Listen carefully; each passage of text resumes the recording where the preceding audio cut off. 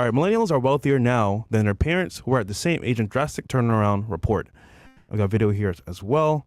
Yeah, you can play it. Just the first part.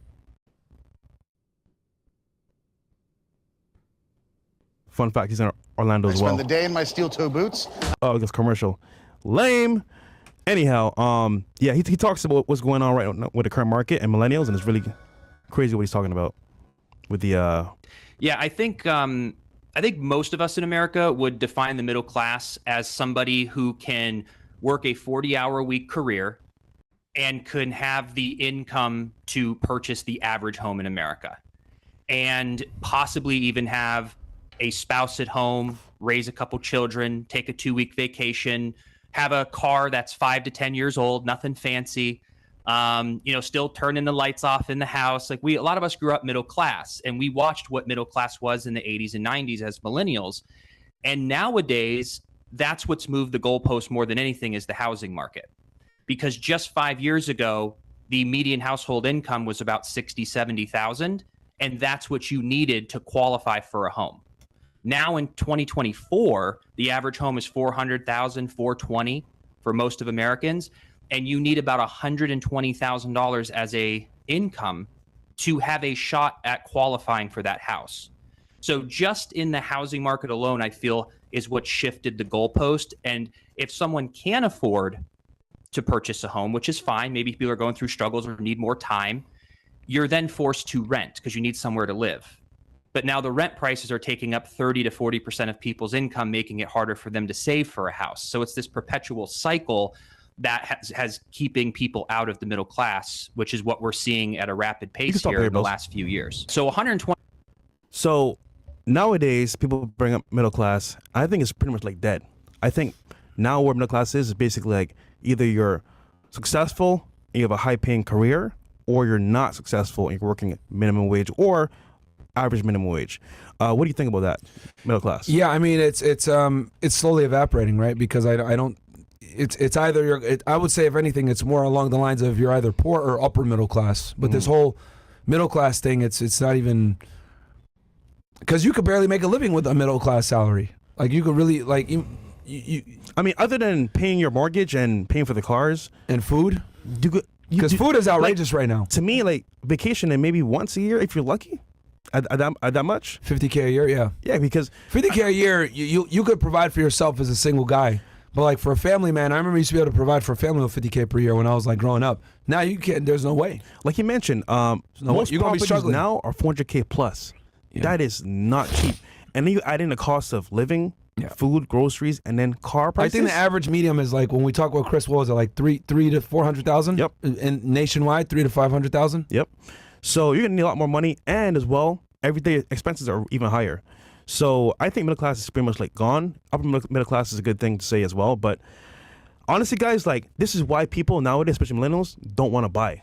They just want to rent. They want to travel. They want to go out to eat, and they want to enjoy life, but not have a heavy bill on their expenses. And I get it, because they'd rather rent, which I think is stupid a lot of times. But it is. But their mindset is, okay, I could spend all this money and be burdened by this weight on my shoulder, which is the property, or just rent and move when I want to move. So the freedom of moving and having that access ability is what's driving them to say, you know what, I'll just travel, rent, and then eat wherever I want.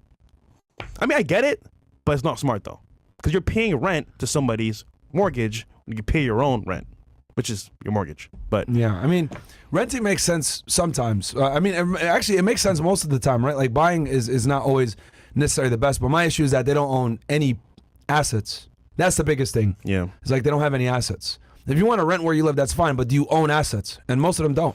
Because let's say you were pretty scared about spending money, right? But let's say you bought a property, maybe. Well, also keep in mind, millennials, that's our age group. They have the Dave Ramsey advice. Don't have debt.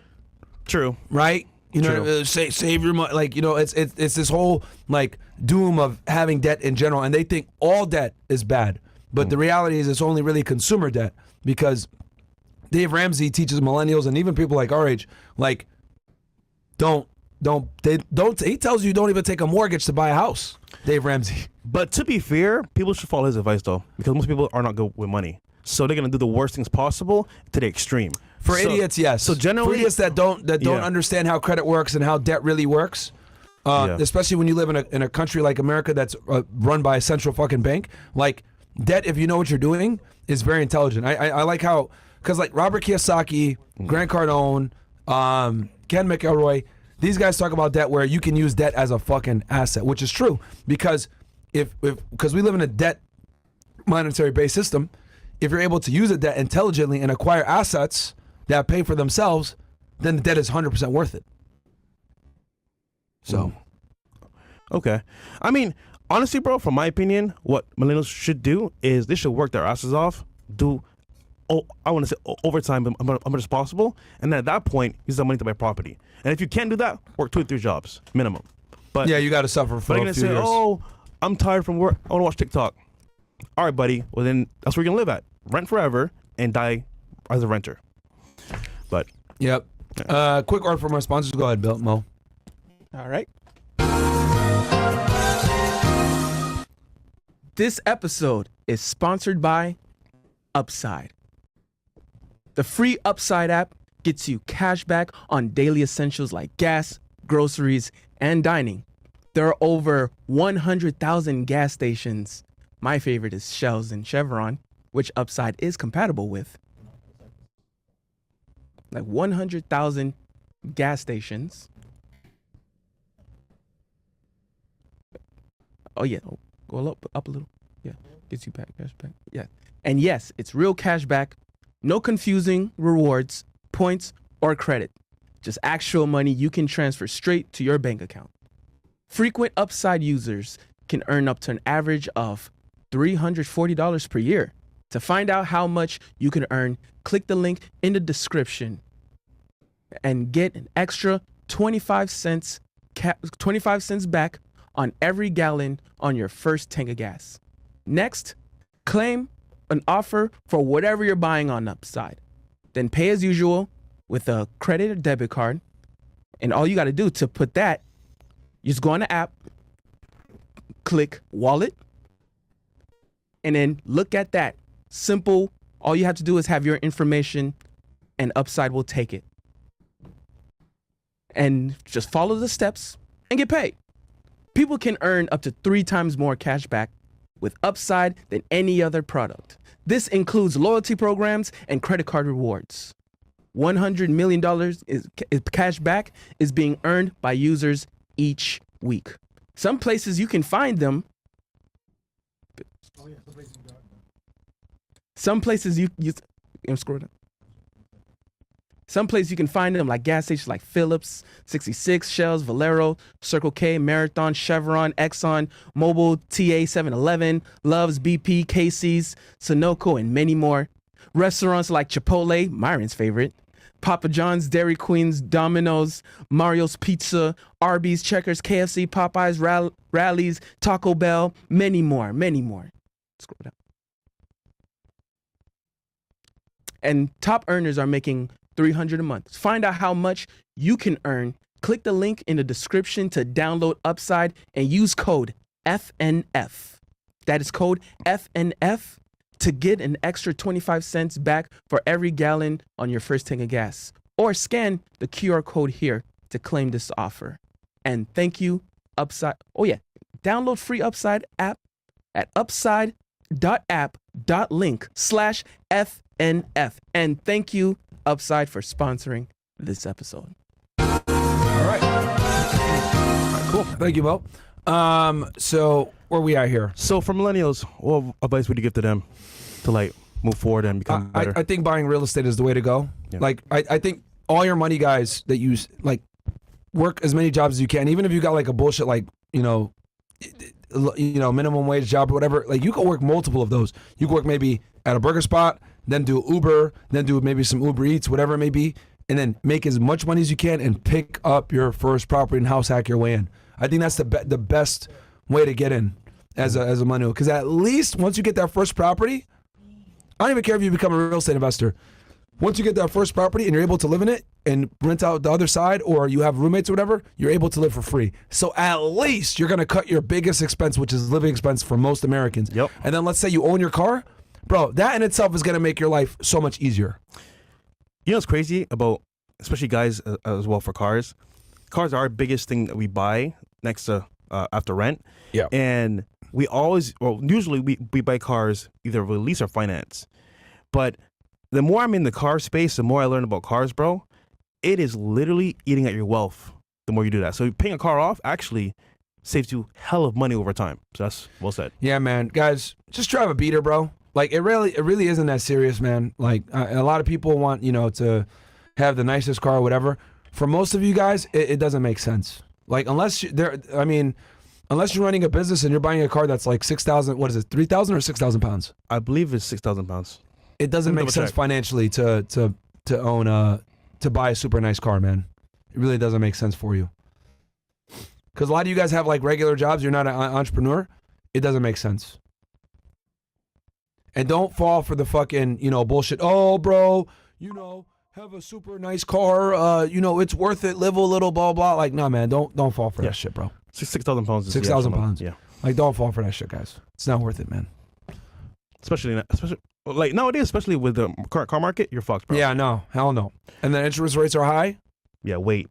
And you're look, paying $500 to lease a Camry. If you're gonna buy a car, buy at least 3 to 4 years lower than the current year.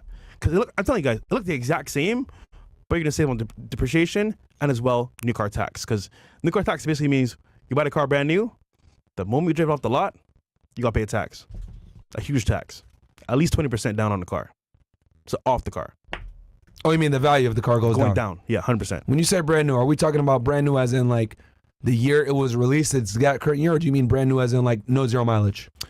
Brand new from the dealership. That can mean either the exact year or a new car that was not put miles on. Okay, so it could be a 2022, but brand new, zero mileage. Well, at that point, the value should be lowered, but just to be extra careful, 3 to 4 years lower, pre-owned. So if anyone's buying a car now, they should be looking for a 2021 pre-owned that's in good condition, that's serviced by the dealership or manufacturer, has a warranty on it. Boom. That's it. What's the price range? It depends on what they want. But let's say they're getting a Toyota or Honda, you can spend maybe like 12 to 17K. Yeah, give us like the reliable cars, what they should be spending. So Camrys, Hondas, like what do you think they should be spending? If you're in South Florida, I recommend Rick Case. Shout out to them. That was my first. That's my second car I bought from Florida. Is a Rick Case high-end Elantra. But those companies have cars that last forever. You buy those one time, pre-owned, of course. Don't buy brand new. And what's gonna happen is once you buy those cars, you drive to work A to Z for years, and they last forever. Now, granted though, if you buy a new car from any location at all, what's gonna happen is the car value once you drive off the lot is gonna go down, and then you have to pay what's called what's the term for it? It's when you're not underwater, but you're like what's the term for it again? When you owe money in a car when you buy it. But the value of the car is below it? Yeah, below it. I thought it was called. Yeah. But, I mean, most people, I call it like being upside down there on you a go. deal. That's it. Okay. So when you're upside down on a deal like that, like you're gonna feel the pain of paying off because guys, remember, the car, you still have it. You're paying monthly for insurance and the price of the car. So imagine you want to sell it. Guess what you gotta do?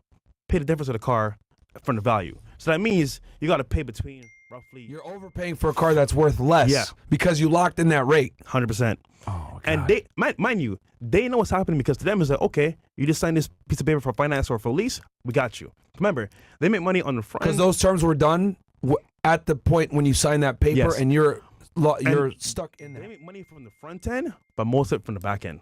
That's what I get you, bro.